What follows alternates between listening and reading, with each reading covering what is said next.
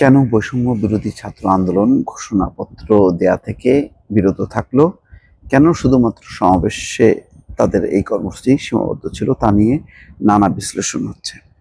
BBC Bangla এ নিয়ে একটি report করেছে। সেখানে বলা হচ্ছে যে এই ঘোষণা নিয়ে অর্থাৎ ৭২-এর সংবিধান কবর দেওয়া হবে, বাতিল করা হবে, এমন একটি ঘোষণা দেয়া নিয়ে উত্তেজনা তৈরি হয় এবং সেটি প্রধান উপদেষ্টা, বিএনপি, জামাত সহ বড় বড় রাজনৈতিক দল সহ এমনকি বিএনপির ভারপ্রাপ্ত চেয়ারম্যান তারেক রহমান পর্যন্ত বিষয়টি গড়ায় এবং নানা পক্ষের মধ্যে দফায় দফায় আলোচনা হয়। আলোচনার পর গভীর রাতে এটির ব্যাপারে সিদ্ধান্ত হয় যে না, বৈষম্য বিরোধী ছাত্র আন্দোলন এই ধরনের কোনো ঘোষণা দিয়ে নতুন রাজনৈতিক বিতর্ক তৈরি করবে না। তার একটি বর্ণনা দেওয়া হয়েছে, বলা হচ্ছে সোমবার রাতে দফায় দফায় বৈঠকের পর গভীর রাতে শিক্ষার্থীরা একই সময় একই স্থানে মার্চ ফর ইউনিটি নামে নতুন কর্মসূচি পালন করছে।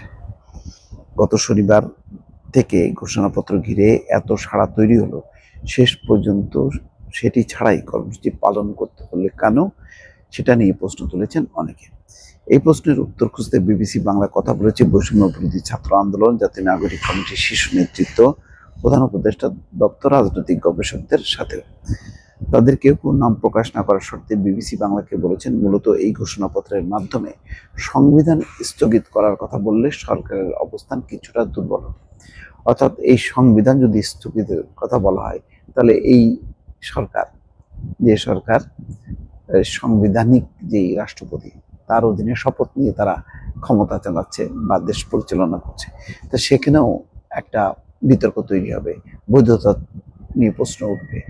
সুতরাং সরকারের অবস্থানটাও নড়বড়ে হয়ে যায়। অন্যদিকে ঘোষণাপত্র বিষয়টি ইতিবাচক ভাবে নেয়নি বিএনপি, যে কারণে বৈষম্য বিরোধী ছাত্রদের পক্ষ থেকে ঘোষণাপত্র কর্মসূচি দেওয়ার পর সামাজিক যোগাযোগ মাধ্যমে এই নিয়ে নেতিবাচক মন্তব্য করতে দেখা যায় বিএনপির নেতাকর্মীদের।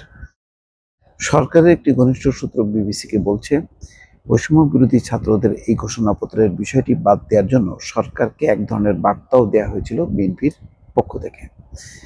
ওই সূত্রের দাবি, সোমবার রাতে এই বিষয়টি নিয়ে বৈষম্য বিরোধী ছাত্রদের শীর্ষ নেতৃত্বের সাথে লন্ডন থেকে টেলিফোনে কথা বলেছেন বিএনপির ভারপ্রাপ্ত চেয়ারম্যান তারেক রহমান।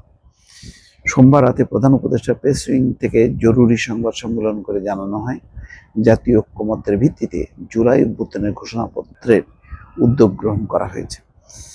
এরপরই দফায় দফায় বৈঠক করে বৈষম্য বিরোধী ছাত্ররা এই ঘোষণাপত্রের বিষয়টি স্থগিত করলেও মার্চ ফর ইউনিটি কর্মসূচি অব্যাহত রাখে এবং এটা নিয়ে বৈষম্য বিরোধী ছাত্র আন্দোলনের মধ্যেও শীর্ষ নেতৃত্বের মধ্যেও মতবিরোধ দেখা দেয়। কোনো এক পক্ষ বলছিল যে পুরো কর্মসূচিটা স্থগিত করতে, কিন্তু অন্য পক্ষ বলছিল যে না, এই পর্যায়ে স্থগিত করা যাবে না, অন্তত সমাবেশের কর্মসূচিটা রাখতে হবে এবং সরকারকে একটি আলটিমেটাম দিতে হবে, তা নাহলে বৈষম্য বিরোধী ছাত্র আন্দোলনের যে অবস্থান সেটি দুর্বল হবে। শেষ পর্যন্ত নাগরিক কমিটি এবং বৈষম্য বিরোধী ছাত্র আন্দোলন মিলে সিদ্ধান্ত নেয় যে তারা সমাবেশ করবে এবং ঘোষণাপত্র, মানে যাতে সরকার ঘোষণাপত্র একটি প্রণয়ন করে, সেজন্য তারা চাপ অব্যাহত রাখবে।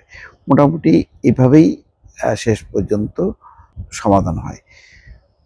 সংগঠনটির মুখ্য সংগঠক আব্দুল হান্নান মাসুদ বিবিসিকে বলেছেন, ঘোষণাপত্র ঘিরে আমাদের কর্মসূচি বাতিল করতে দেশি বিদেশি নানা ষড়যন্ত্র হয়েছে।